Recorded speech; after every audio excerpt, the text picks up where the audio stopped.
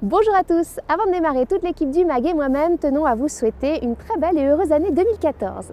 Et pour démarrer cette année, nous allons nous intéresser aux nouvelles techniques qui permettent de donner une seconde vie aux objets du quotidien. La raréfaction des ressources, la demande croissante des matériaux issus du recyclage ou encore l'augmentation de la production des déchets sont autant d'enjeux auxquels la planète doit faire face aujourd'hui.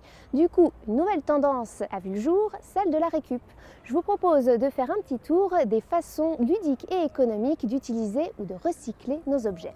Tout d'abord, nous allons retrouver Brieux de la société Wita qui s'est donné comme mission de faire disparaître la notion de gâchis. Tout cela en optimisant les ressources à disposition et en limitant l'utilisation de nouvelles matières.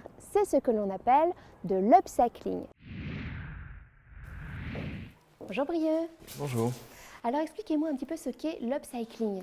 L'upcycling, c'est la valorisation des déchets grâce au design. Donc en gros, c'est faire comprendre qu'il n'y a pas de matière dernière, il n'y a que des matières premières. C'est juste une question d'imagination. Et alors, pourquoi vous et vos 3 autres cofondateurs avez décidé de vous inscrire dans cette démarche? C'est vraiment faire en sorte de résoudre ce problème de façon créative. Encore une fois, c'est juste une question d'idées. Quelqu'un n'a peut-être pas forcément d'idées, mais nous, on peut apporter des idées pour valoriser ces déchets.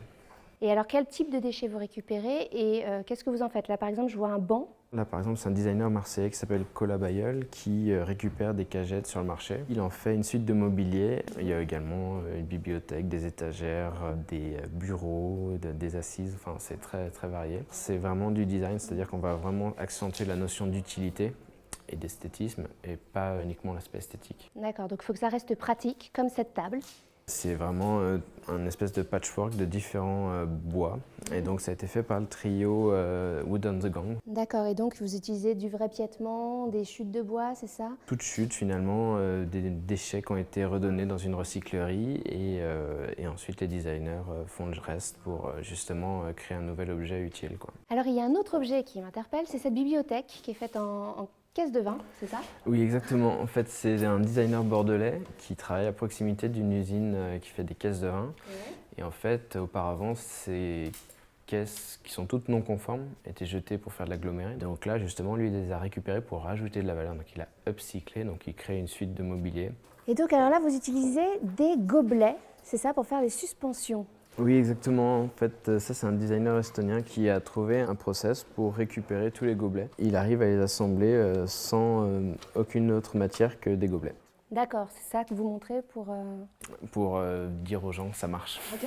Regardez ce qu'on peut faire, c'est design, c'est déco, c'est utile. Et encore une autre toujours table, du trio Wood on the Gang. Alors, il y a des tiroirs de pharmacie et ensuite, il y a de la récupération de planchers, en fait. Donc là, on est plus sur une console d'accueil, en fait. D'accord, c'est vraiment super. Et qu'est-ce que ça veut dire Wita, je me demande là depuis le début? Wita, en fait, c'est le nom aborigène d'un oiseau qui s'appelle le bowerbird, qui en gros récupère tout ce qu'il trouve autour de lui pour faire le nid le plus beau possible pour charmer sa belle. Ah, c'est beau. Voilà, et en fait, auparavant, il récupérait des coquillages, des fleurs, ça marchait plutôt pas mal. Et maintenant, dans son écosystème, il trouve des bouchons, des pailles. Il s'en sert aussi et ça marche encore mieux. Donc voilà, c'est lui qui a un petit peu initié notre démarche. Il vous a inspiré cet oiseau. Merci beaucoup, Brieux. Merci à vous. Bon, vous l'aurez compris, moi personnellement je suis fan et je sais que je ne suis pas la seule à aimer ce genre d'objet à la fois design et éthique, puisqu'en France nous sommes 38% à être passionnés de décoration. Autant vous dire que nous sommes tous un petit peu à la recherche de bons plans pour faire des économies ou encore éviter de jeter des meubles qui pourraient encore nous servir. Il y a d'ailleurs une technique qui s'inscrit tout à fait dans cette démarche et dont on entend de plus en plus parler, c'est le homestaging. Aude s'est spécialisée dans cette discipline que l'on appelle également valorisation immobilière et elle va nous en expliquer le principe.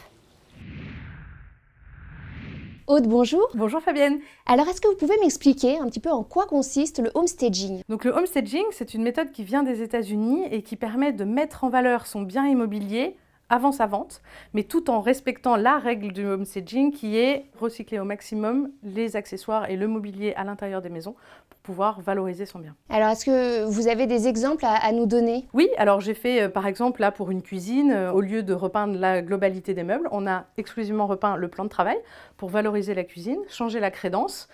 Et la cuisine est neuve alors qu'on a gardé les meubles existants, on a seulement repeint. Ce qui est bien, c'est que ça s'inscrit totalement en plus dans le contexte d'aujourd'hui. On ne jette plus. Exactement. On recycle quelque part. Tout à fait. Eh bien, merci beaucoup, Aude. Je vous en prie, Fabienne.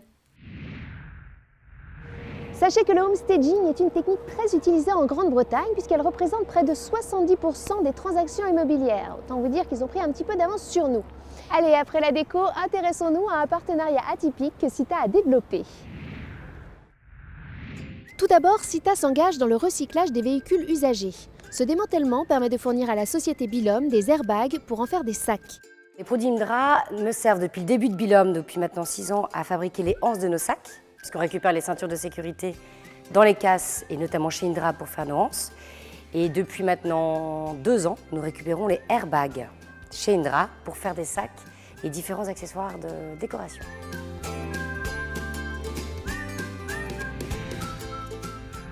Ces initiatives s'inscrivent donc parfaitement dans les nouvelles tendances.